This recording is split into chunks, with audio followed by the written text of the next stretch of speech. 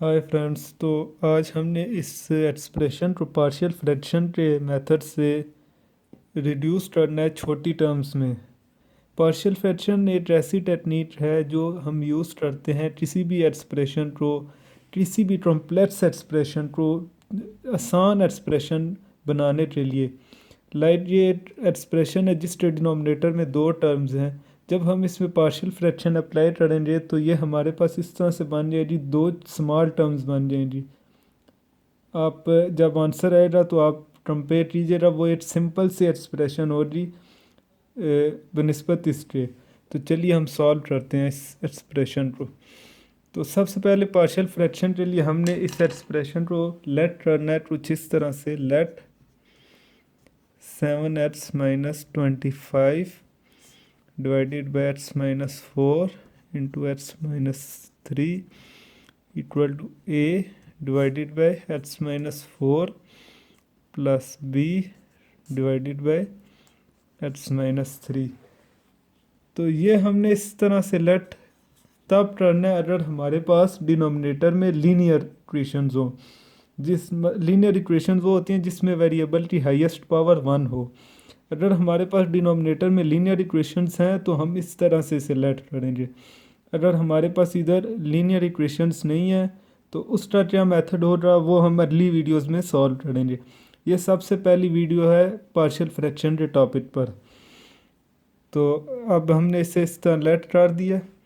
अगला स्टेप ये है, हम इसे मल्टीप्लाई करेंगे इसके एलसीएम से। मतलब इसका एलसीएम ये आएगा x minus 4 into x minus 3।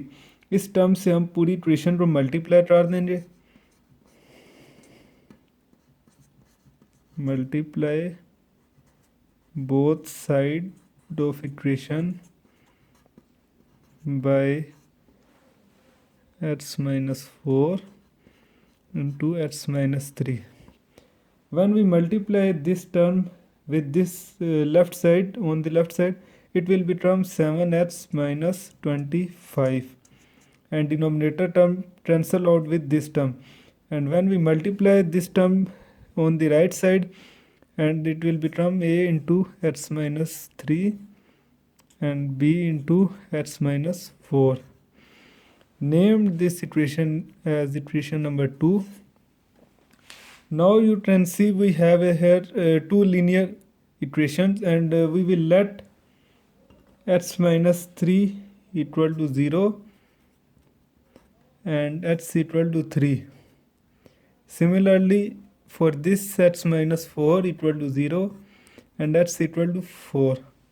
Here we receive two values of x. One is 3 and one is 4. We will put these two values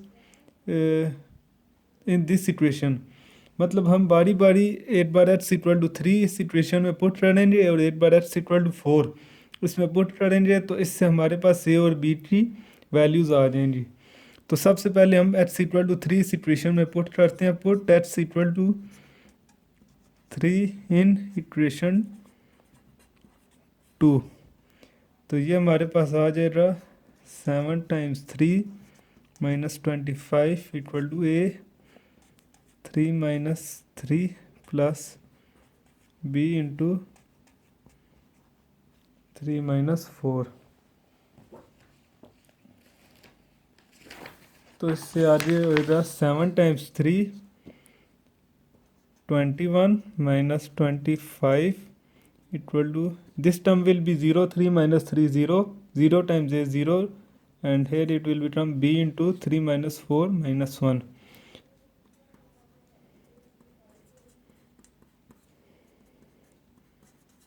और b की हमारे पास वैल्यू आ जाएगी 4। And now we will put x equal to 4 in equation number 2। अब हमने ये x equal to 4 इस equation में पुट करनी है, तो ये आ जाएगा 7 times 4 minus 25 equal to a into 4 minus 3 plus b into 4 minus 4। 7 times 4 28 minus 25 and 8 times 4 minus 3 1 4 minus 4 0 and this term will be 0. 28 minus 25 3 equal to a. Here we have find a values of a and b. अब हम इस a और b की value को equation number 1 जो हमारी ऊपर है इसमें हमने पुट कर देनी है. And now we will put in the values of a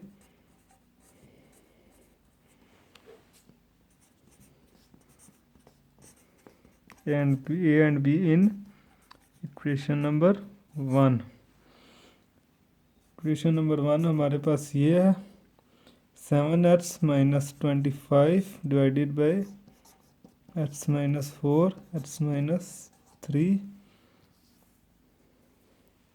and equal to A की हमारे पास वैल्यू है 3 एंड हम इधर 3 पुट कर देंगे डिवाइडेड बाय x माइनस 4. इसी तरह हमारे पास b की वैल्यू है 4 तो हम इसमें 4 पुट कर देंगे 4 डिवाइडेड बाय x माइनस 3. तो ये हमारा आंसर है. तो आपने देखा हमारे पास ये टर्म थी जब हमने इस पार्शियल फ्रैक्शन का मेथड अप्लाई किया तो ये हमारे पास कुछ इस तरह से टर्म बन गई. तो यही हमारा आज का आंसर है. Thank you very much.